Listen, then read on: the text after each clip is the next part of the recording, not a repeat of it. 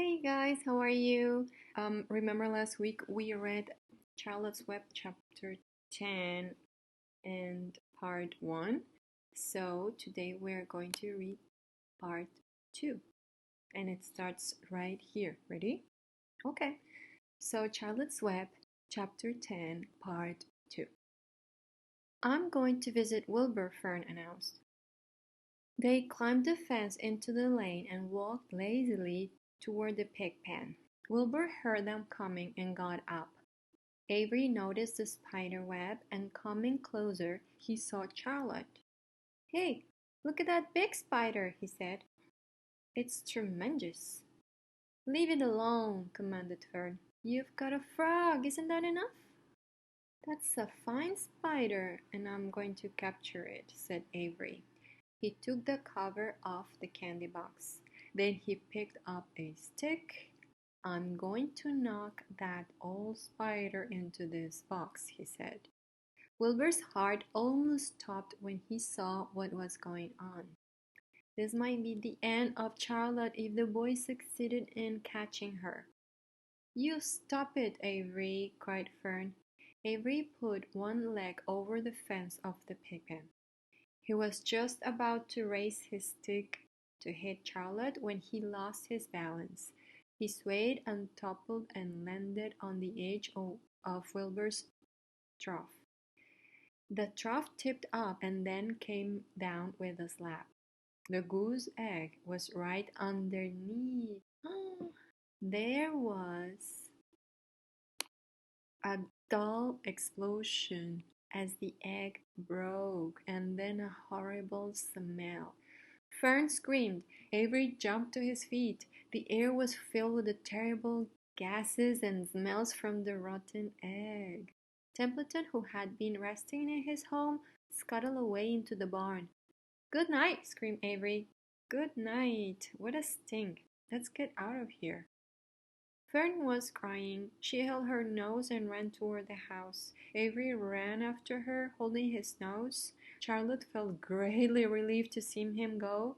It had been a narrow escape. Later on that morning, the animals came up from the pasture. The sheep, the lambs, the gander, the goose, and the 7 goslings. There were many complaints about the awful smell, and Wilbur had to tell the story over and over again of how the Arable boy had tried to capture Charlotte and how the smell of the broken egg drove him away just in time. It was that rotten goose egg that saved Charlotte's life, said Wilbur. The goose was proud of her share in the adventure. Oh, I'm delighted that the egg never hatched, she gabbled.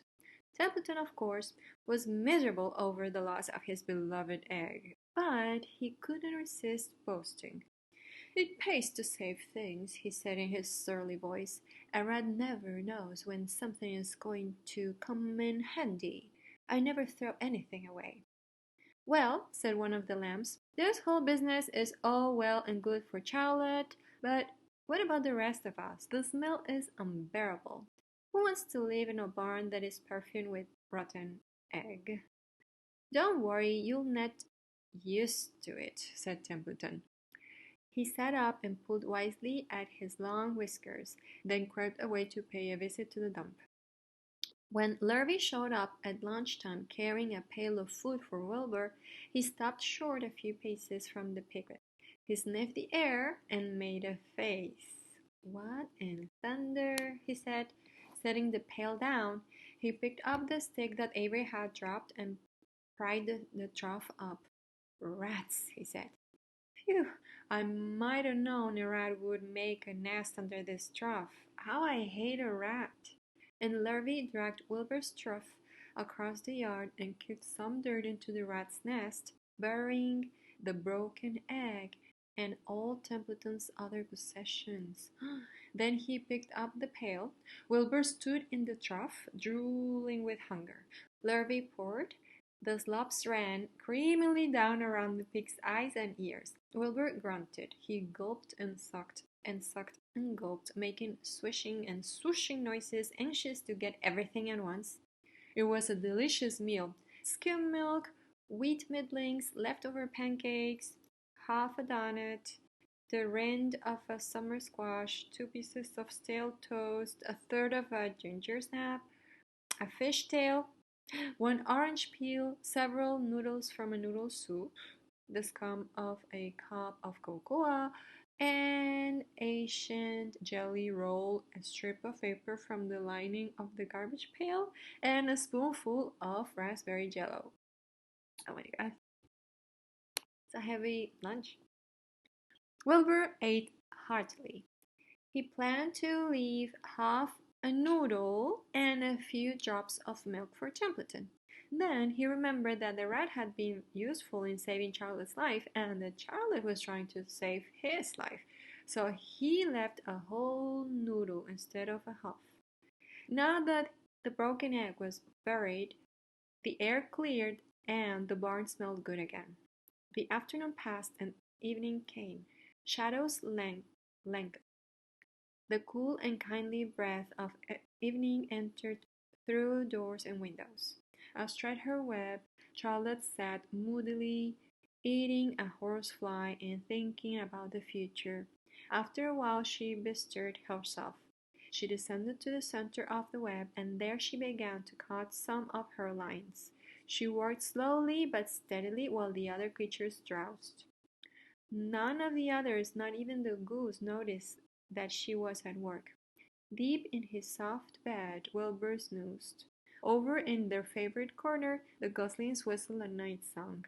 Charlotte tore quite a section out of her web, leaving an open space in the middle. Then she started weaving something to make the place of the threads she had removed. When Templeton got back from the dump around midnight, the spider was still at work. And this is it. That was chapter 10, part 2. You know, you need to write your reflections. I think, I wonder, I notice, I like, and so on. Okay? Hope you like it. Bye.